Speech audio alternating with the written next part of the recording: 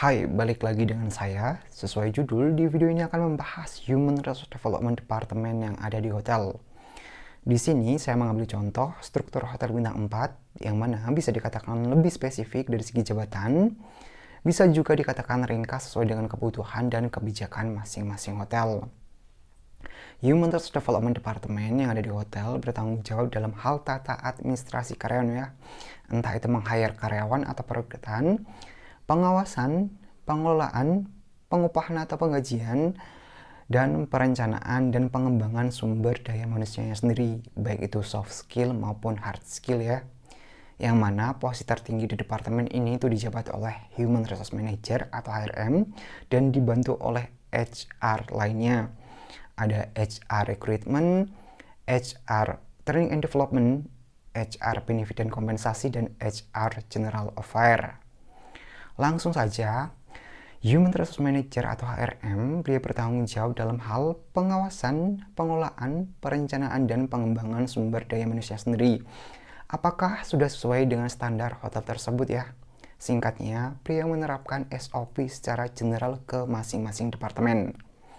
Contohnya, jika kita seorang staf hotel melakukan kesalahan, kita akan di SP atau diberikan surat peringatan yang pertama. Dan jika kita melakukan kesalahan untuk yang kedua kalinya, biasanya kita akan sama mendapatkan SP yang kedua, dan biasanya ada 3 kali SP dan sampai batas maksimalnya yaitu 3 ya. Dan apabila kita sudah melebihi, kemungkinan kita akan di DO atau drop out. Akan tetapi jika kita melakukan kesalahan untuk yang pertama kali dan itu fatal, biasanya kita akan di DO, dan yang paling parahnya kemungkinan kita akan di blacklist ya. Jadi dilihat dulu tingkat kesalahannya. Jadi dimanapun kita bekerja, jagalah nama baik kita atau lembaga atau alma mater ya, jika kita seorang pelajar atau mahasiswa, kurang lebih seperti itu ya. Nah, beralih ke HR recruitment, yang mana beliau bertanggung jawab dalam meng-hire karyawan ya, meng-hire karyawan. Jika kita apply di suatu perusahaan khususnya hotel, biasanya ada tempo atau masa waktu dari hari kita apply ya. Yang mana jika posisi yang kita apply dibutuhkan secara urgent atau mendesak, biasanya tidak lebih dari 1 minggu kita bisa mendapatkan respon atau balasan atau feedback ya, undangan interview, dengan catatan jika kita memenuhi kualifikasi hotel tersebut, maka HR Recruitment akan mempersiapkan tahapan-tahapan interview. Yang mana tahapannya di hotel beberapa tahap ya, yaitu tahap pertama tes psikotes tertulis dengan HR, dan tahap kedua dengan manajer masing departemen ya, dan tahap ketiga jika kalian lolos tahap kedua dengan GM. Tahap ketiga merupakan tahap final ya. Nah, jika kalian diterima, kalian akan diinfokan untuk kapan bisa bergabung, dan HR Recruitment akan membantu memfasilitasi yang berkaitan dengan staff ya, yaitu kunci locker mungkin, atau uniform, atau name tag, kurang lebih seperti itu. Kita beralih ke HR Training and Development. Beliau bertanggung jawab membantu HRM dalam support training atau pengembangan diri. Jika kalian atau kita resmi diterima di perusahaan atau khususnya hotel ya, biasanya tidak langsung terjun di operasional lapangan.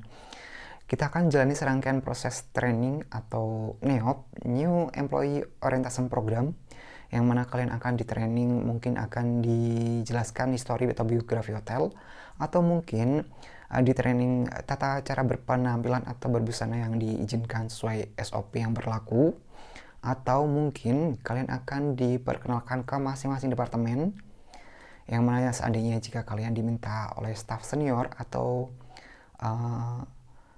partner kalian ya ke departemen lain, atau mungkin kalian ditanya tamu hotel atau mungkin mantan pacar kalian yang ada di lobi menanyakan produk atau fasilitas hotel, kalian bisa menjawabnya, kurang lebih seperti itu ya.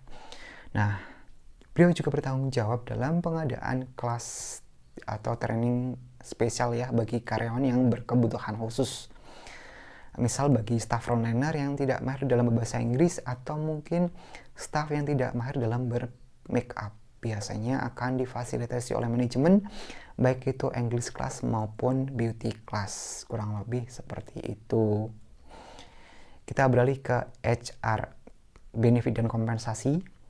Jika kita apply di perhotelan, pasti menggunakan CV dan kurikulum ya, atau dan segala macam atribut, yaitu surat pengalaman kerja jika ada. Nah, biasanya jika resmi diterima, kalian akan diminta untuk medical check up, yang mana kalian pasti akan menggunakan dana pribadi kalian dan nanti akan diganti oleh manajemen sebagai dasar pembayaran kompensasi. Nah, beliau juga bertanggung jawab dalam pengadaan dana administrasi kesehatan dan pensiun ya, atau yang kita kenal dengan BPJS. Dan beliau juga bertanggung jawab dalam absensi fingerprint kalian yang nanti akan dibayar sebagai upah atau gaji. Dan yang terakhir ada HR, General Affair.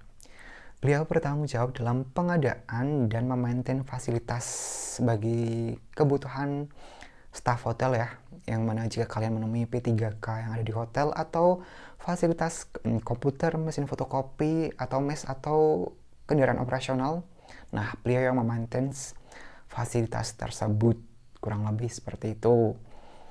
Kita beralih ke section under HR department, yaitu security section, yang mana security section yang ada di hotel bertanggung jawab dalam menjaga keamanan dan kenyamanan area hotel, baik itu tamu hotel maupun staf hotel ya. Jika kalian seorang staf hotel, pasti sebelum masuk area hotel atau sebaliknya keluar area hotel, pasti kalian akan dicek apakah kalian membawa benda tajam, benda tumpul atau benda mati yang bukan hak milik kalian. Nah, atau membawa perasaan customer, nah nggak boleh ya. Nah, seperti itu. Beralih ke section lain selain security section under HR department, yaitu EDR, Employee Dining Room, yang merupakan fasilitas hotel yang merupakan tempat istirahat dan makan bagi staf hotel ya. Yang mana EDR sendiri biasanya di-maintain beberapa departemen ya, yang memasakkan untuk staf biasanya oleh AP Product, sedangkan untuk absensi biasanya dimonitoring oleh HR departemen. Seandainya nih satu hari ini staf internal yang incas itu 50 pack ya, dan bertambah 5 pack staf eksternal yaitu casual. Nah, HR departemen akan memintakan sejumlah porsi tersebut 55 pack ke FB Product untuk pengadaan makanan tersebut. Kurang lebih seperti itu monitoringnya. Nah, jika ada pertanyaan bisa tinggalkan di kolom komentar atau direct message via sosmed saya. Feel free. Thanks for watching. Share jika bermanfaat. Sampai jumpa di video berikutnya. Bye-bye.